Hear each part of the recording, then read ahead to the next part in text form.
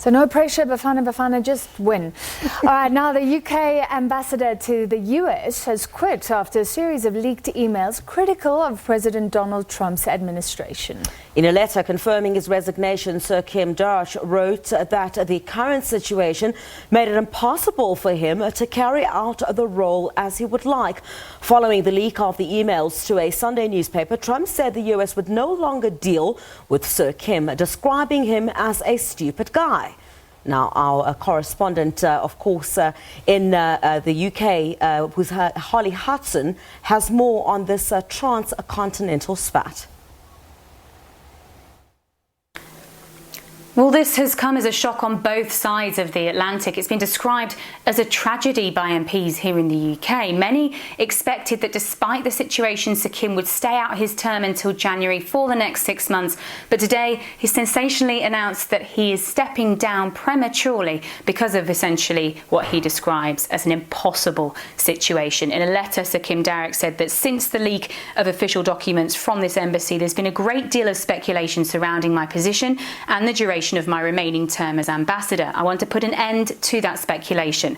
The current situation is making it impossible for me to carry out my role as I would like.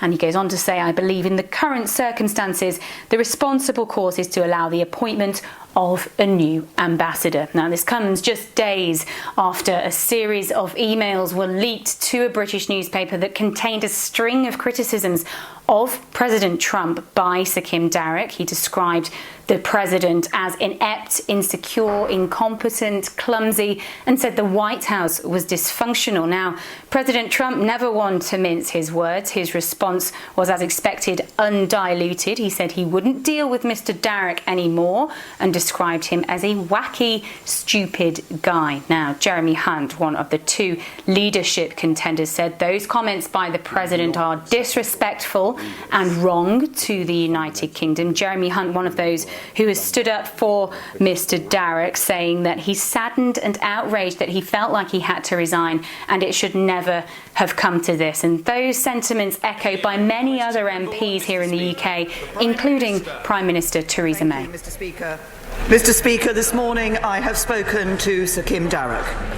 I have told him that it is a matter of great regret that he has felt it necessary to leave his position as ambassador in Washington.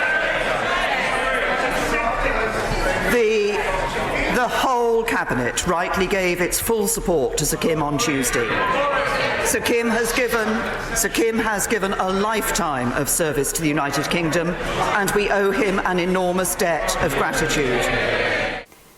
Mr. Darach is one of the longest serving and most senior British diplomats, many saying they felt privileged to work alongside him, describing him as exceptional in his 3 years that he spent as Britain's envoy in Washington. But alongside the sympathy, there's a considerable amount of anger about all of this. Many feel like Mr. Darach has been thrown under the bus, and fingers are pointing at Boris Johnson, one of the leadership candidates, after he took part in a TV debate alongside his rival Jeremy Hunt and refused to guarantee if he would keep Sir Kim in his role in Washington were he to become the next Prime Minister. So suggestions, of course, that Mr. Darach may have seen this and feeling like he didn't have the support of the potential next Prime Minister of the UK, he had no other option than to simply bow to the inevitable. So the repercussions of this are huge. It's been described as a bad day for British diplomacy, a bad day for British-US relations, a bad day for British diplomacy because, of course, civil servants and other British diplomats around the world watching this,